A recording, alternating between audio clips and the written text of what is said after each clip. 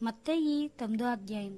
తరువాత ఆయన దోణ ఎక్కి సముద్రము దాటి తన పట్టణంలో ప్రవేశింపగా, ఇదిగో, జనులు పక్షవాయుతో మంచం పట్టియున్న ఒకని ఆయన యొద్దకు తీసుకుని వచ్చిరి. యేసు వారి విశ్వాసం చూచి, కుమారుడా, ధైర్యముగా ఉండుము, నీ పాపములు క్షమించబడి ఉన్నవి, పక్షవాయువు గల వానితో చెప్పెను. ఇదిగో, శాస్త్రుల్లో కొందరు ఇతడు దేవదూషణ చేర్చున్నాడని తమలో తాము అనుకొనగా, యేసు వారి తలంపులు గ్రహించి, మీరెందుకు మీ హృదయంలో దురాలోచన చేయుచున్నారు? నీ పాపములు క్షమించబడి ఉన్నవి చెప్పుట సులభమా? లేచి నడుమని చెప్పుట సులభమా?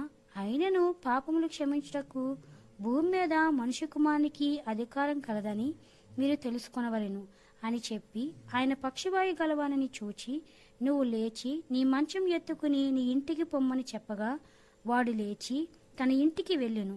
జనులు అది చూచి భయపడి మనుషులకిటికి అధికారం ఇచ్చిన దేవుని మహిమపరిచిరి.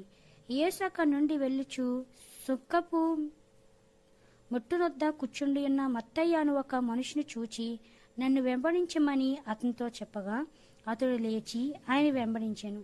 ఇంటిలో భోజనముకు యేసు కూర్చుండగా, ఇదిగో, సుంకరులు పాపులను అనేకులు వచ్చి ఆయన శిష్యుల యొద్దను కూర్చుండిరి.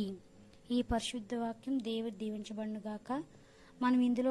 మనం స్పష్టంగా అర్థం చేసుకోవాల్సింది ఏంటంటే, దేవుడు ఎటువంటి గొప్ప కార్యమైనా చేస్తాడని.